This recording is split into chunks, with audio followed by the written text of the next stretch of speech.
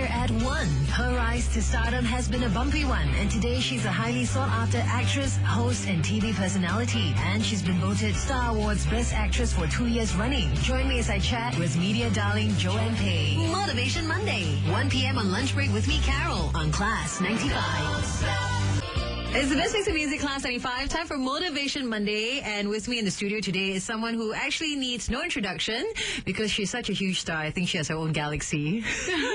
But I must do the honors nonetheless because this little Nonya is just so talented. She won the Best Actress at Star Awards last year. She's also been voted one of the top 10 most popular female artists 2 years in a row. And this year she was named Female Media Darling at the Star Awards. And she's also known as one of the 7 princesses of MediaCorp. Please welcome Her Highness, Joanne Peh. I thought you just said I don't need no introduction. Oh, that's a lot of introduction. I feel like I should bow or something. Do I need to bow? Oh, please don't do that. Okay, may I get off my knees then? Okay, welcome, Joanne. Thanks for having me, Carol. How do you feel about being one of the 7 princesses of MediaCorp? I thought that was over already since it's no longer 7 now, actually. Oh, is it? How many like a lot of them has left. Really? And yeah, so... Okay, you're one of the original Hongsu. Thanks so much for taking the time to be here with us. Hey, can I just check, you've won so many awards and you are also a spokesperson for numerous brands and companies. What do you attribute your success in the industry to? I think making mistakes. Wow. A lot of mistakes were made when I was in this industry. And sometimes it's really not knowing the rules, because a lot of it is unsaid and it's not in black and white. There's no guidebook on how to be an artist or how to be an actress. So a lot of times it's about making mistakes and learning from it and just falling down, basically picking yourself up again. What would you say to someone who feels that you're where you are today because of your fans? Because you've got legions of fans, right? As opposed to your hard work. I mean, there are a lot of celebrities out there with pretty faces, no real talent, like Keanu Reeves, and yet he has heaps of fans. So what would you say to someone who's like that? The thing is, I'm very appreciative of fans because without them, it's hard to kind of get an idea whether or not the work that you do is being well liked or not. The fans have a response to what we do, and that is a kind of a gauge as to whether or not we are well liked or whether or not the work that we do is good or satisfactory or it's not at all. But I do think that putting that aside, we still need to have that drive and that desire to make things work. Regardless of whether or not there are a group of fans there. Because things change. You never really know whether or not, what you do is going to continually being liked. And if you're doing it because other people like it or don't like it, I think it's very hard to find, what is it that you really want to do. Yeah. And I came from a time where I was always thinking okay, what is it that people want? What would make people happy? Why are people saying things about me like that? Why do they not like what I'm doing? I mean, I'm trying my best. Why can't people see that? But the truth is that sometimes people just don't, and you cannot force them to like you or to admire your work because it's a very personal thing. And what I can control, why not I just focus my energy on that and focus on my work and try to do the best that I can rather than focus on why people are not supporting me or why people are not liking what I do. So in a way, I think hard work is very, very important as well. Yeah. Whether you like it or not, you're in a way a role model, right? And for many teens, young adults, old men. No, just kidding. Old men. And people of all ages, I'm sure. Now, are you a little bit more careful about the things you say and do, knowing that people are hanging on to your every word sometimes and just watching your every action and move? Yes, indeed. I try to strike a balance with that because while I do realize from my mistakes that there are things that you cannot always speak your mind. You cannot always say things the way you want to say it, because there are repercussions to that, and people might not be able to understand why you're saying that in that way. People might not see it as a joke. People might not, understand the circumstances you were in when you were making that comment. So I do have to be more mindful what I say, as with any job, as with any dealings with people that you met you're meeting for the first time or you do not know. So that part I gotta be careful still.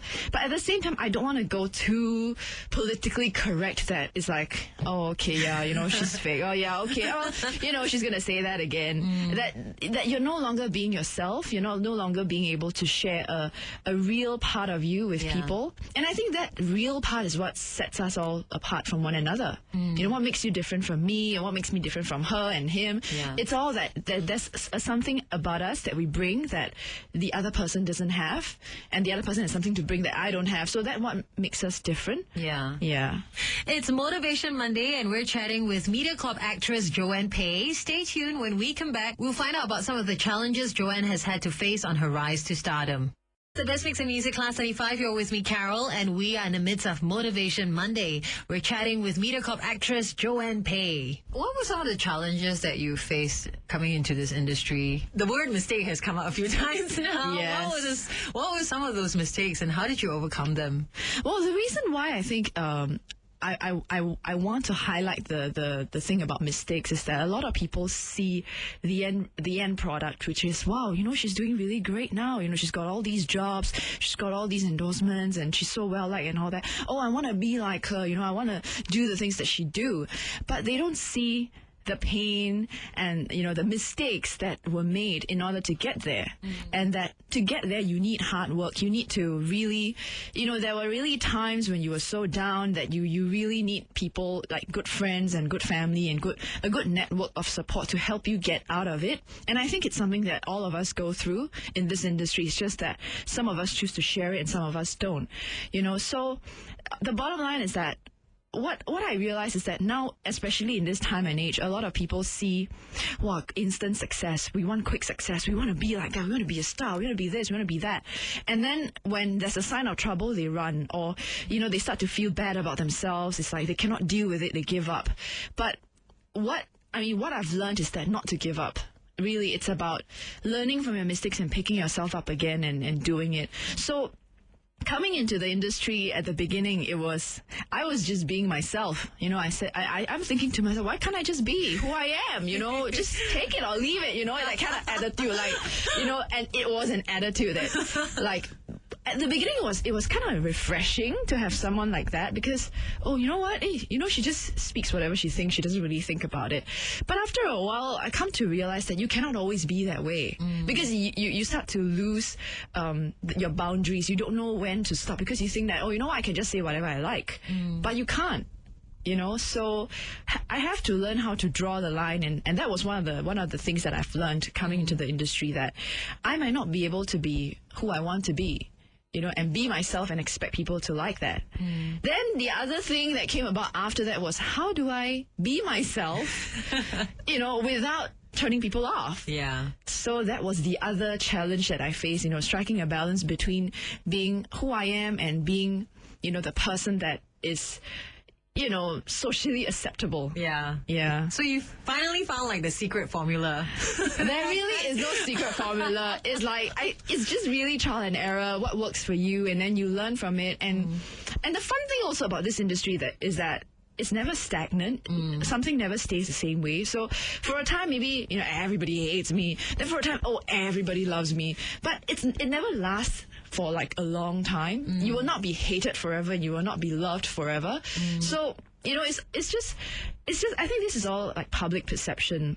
What really boils down to it is, what do I want to do for myself in this industry? What do I want to do for this industry? What do I hope to contribute to this industry that matters to me at this point in time? Wow, you sound like you're very, very serious about your craft. Yeah. Which is a great thing, because some people are just in it for the glory and the fame, as with any job again. So on those days that when you were, you were really down, and, how do you put yourself, what do you tell yourself, apart from never give up? What else, do you have to tell yourself, I got to get through this? It can be really tough. It can be really tough, because it's easy to get sucked into that negative feeling that it's very easy to just stay in that very down, the energy, very low energy state.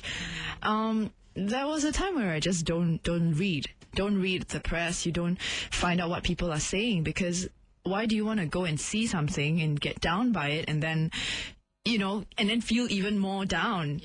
And then I think it takes a lot to be able to look at something negative being written or being said about yourself, and to be able to take it and turn it into a positive thing. And that was really tough at the beginning, because it's like, what have I done? Why do you have to be so, critical? Yeah. But that is the nature of people. We all like to criticize other people anyway. We always have an opinion about something, especially something that is not related to us. Yeah. We like to pick on the bad stuff, and we usually don't compliment people for doing a good job, or we don't hand out encouragement and compliment as easily as we do criticism and opinion. Yeah.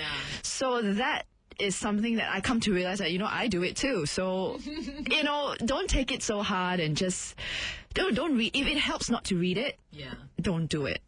But then at the same time, after a while, when you learn to be able to deal with negative comments and criticism, then it's good to read them, because then you know what is like, okay, this is just personal, and they have an axe to grind, and they're just trying to be difficult. And the type of comments that are really trying to help you become a better actress, a better host, or just, a better personality on screen. So it's about learning how to filter all those comments and distinguish between the good ones. But then I also begin to realize that, unfortunately, negativity sells. Yeah. Even what we read in the news, most of the time it's not the positive things that we pay attention to. Things that are happening around the world. It always tends to be a bit bad news. Yeah. So similarly, with personalities, if you come out and you keep saying that, oh, this person is great, wow, this is a fabulous actress who's won so many awards. Okay, I'm not interested. But you know what? Oh, this I think we suspect this actress is pregnant, or this actress is dating someone, or this actress has got a diva issue. You're like, wow, what's going on? You want to read about it. Yeah. So then it's realizing that, negative press sells. And that's just the nature of it, and understanding the nature of it helps a lot in adjusting your own mindset. It's Motivation Monday here on Lunch Break with me, Carol. Back with more of Joanne in a bit.